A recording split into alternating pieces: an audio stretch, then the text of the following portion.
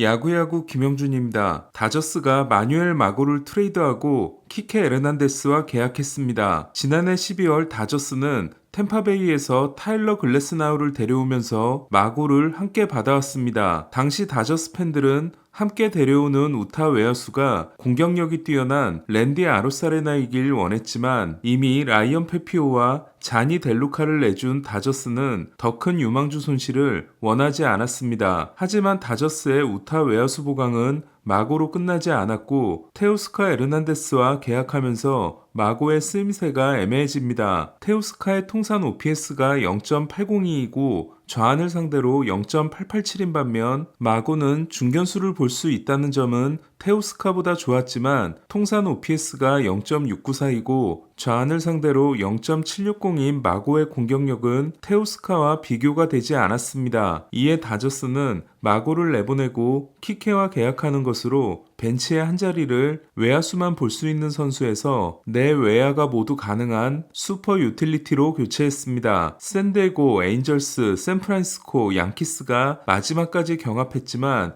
키케의 다저스 복귀 의지가 강했던 것으로 알려지고 있습니다. 다저스는 반스를 제외한 벤치 3명이 미겔 로하스, 크리스 테일러, 그리고 키케 에르난데스로 바뀌면서 3명 모두 유격수를 볼 수 있게 됐습니다. 테일러와 키케는 중견수 수비도 가능합니다. 또한 외야수로 전향한 미겔 바르가스에게 기회를 줄 여지도 더 많아졌습니다. 마고를 데려간 팀은 미네소타로 다저스와 미네소타는 1대2 트레이드에 합의했습니다. 다저스는 마고와 함께 유격수 유망주 라인의 동콘을 보냈고 미네소타는 역시 유격수 유망주인 노아 밀러를 다저스에 줬습니다. BA를 기준으로 밀러는 미네소타의 24위 유망주인 반면 동콘은 다저스에서 30위 내에 들지 못했습니다. 밀러는 지난해 상위 싱글A에서 OPS 0.648로 부진했지만 수비 65, 어깨 60의 수비 괴물로 평가받고 있습니다. 다저스가 미네소타에 600만 달러를 지원함으로써 올해 연봉이 1000만 달러인 마고는 템파베이가 200만 달러, 다저스가 600만 달러를 지불하고 미네소타는 나머지 200만 달러와 옵션 포기 보상금 200만 달러까지 마고를 400만 달러에 쓰게 됐습니다. 마고는 내년 1200만 달러의 팀옵션이 있습니다. 미네소타는 바이런 벅스턴을 제외한 맥스 케플러, 맷 월러, 알렉스 키릴로프, 윌리 카스트로의 외야 자원이 모두 좌타자이거나 스위치터여서 우타 외야수가 필요했습니다. 두 팀은 전에도 다저스가 미네소타에서 브라이언 도저를 데려오고 마에다와 그라테로를 바꾸는 트레이드를 한 바 있습니다. 다저스는 앞서 마고를 보스턴으로 보내면서 켈리 젠슨을 다시 데려오려고 했지만 보스턴이 연봉 보조를 거부하면서 협상이 길게 이어지지 못했습니다. 다저스는 키케 에르난데스와 1년 400만 달러에 계약함으로써 미네소타로 보낸 600만 달러를 포함하면 페이롤 상승 없이 마고를 키케로 교체하고 유격수 유망주를 업그레이드했습니다. 소스에 따르면 내가 돌아왔다는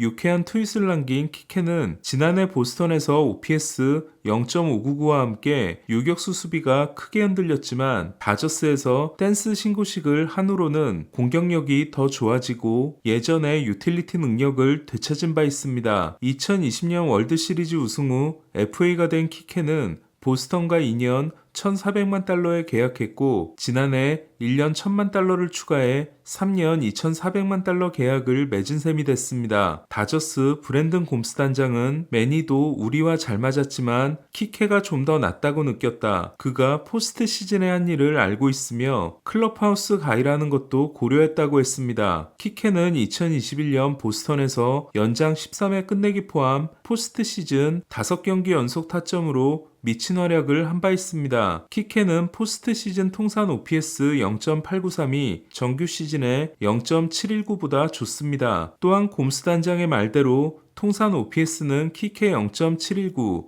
마고 0.694, 좌안 상대는 키케 0.801, 마고 0.760으로 좌안을 상대로 한 강점도 키케가 더 가지고 있습니다. 2015년 다저스가 35이닝 연속 무득점에 허덕이고 있을 때 키케는 손에 쥐고 있던 바나나를 흔들며 응원하기 시작했고 다저스가 놀라운 역전승을 거두면서 랠리 바나나가 탄생하기도 했습니다. 이후 틈만 나면 바나나를 흔들었던 키케는 에드리안 곤잘레스로부터 좀 적당히 하라는 핀잔을 듣기도 했지만 아예 바나나 복장을 입고 나와 곤잘레스의 항복을 받아낸 적이 있습니다. 당시 프리드먼 사장은 키케가 바나나 옷을 가지고 있는 걸 보고 벌금은 내가 내줄 테니 입고 나가도 좋다고 한 바 있습니다. 예전에 퇴장을 당하자 형사 콜롬보 복장을 하고 더가웃 구석에 앉아 있었던 발렌타인 감독이 사무국의 징계를 받았던 것처럼 메이저리그는 선수가 유니폼 대신 다른 옷을 입고 더가웃에 앉아 있는 걸 철저히 금하고 있습니다. 마지막 순간까지 더 나은 선수단 구성을 위해 최선을 다하고 있는 다저스는 뷰러에 대한 걱정이 커지고 있습니다. 다저스가 스프링 트레이닝을 앞두고 뷰러의 시즌 데뷔를 늦출 때까지만 해도 토미존에서 돌아오는 투수이기 때문에 이닝 관리가 필요하고 10월을 위해 4월을 버리는 것으로 느껴졌습니다. 하지만 다저스는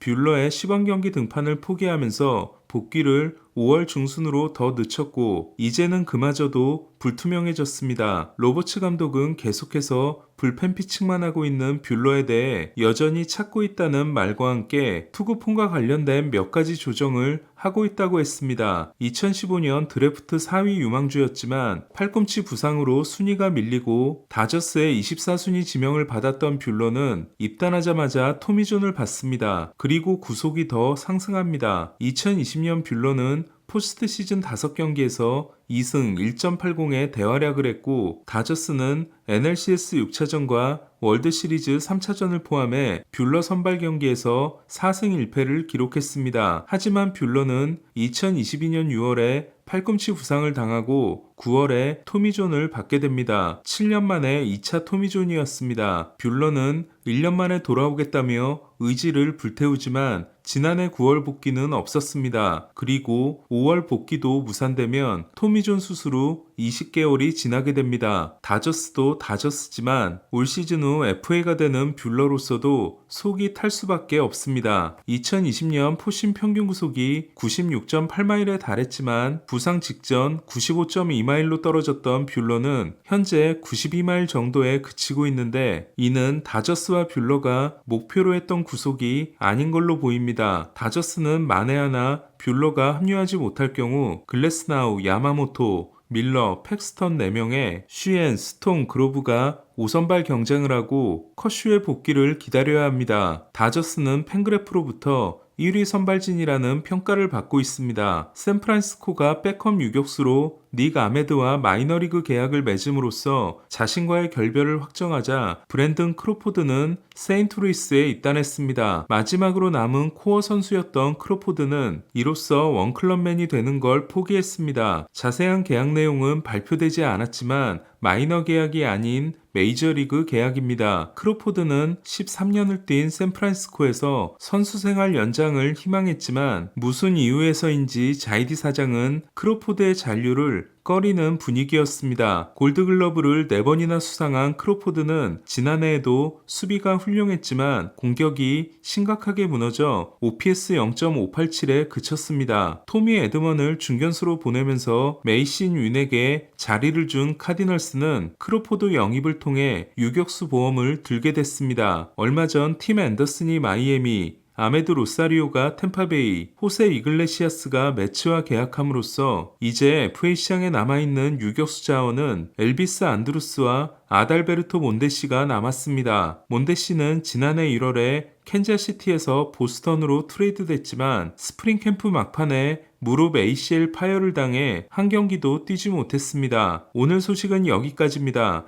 야구야구 김영준이었습니다.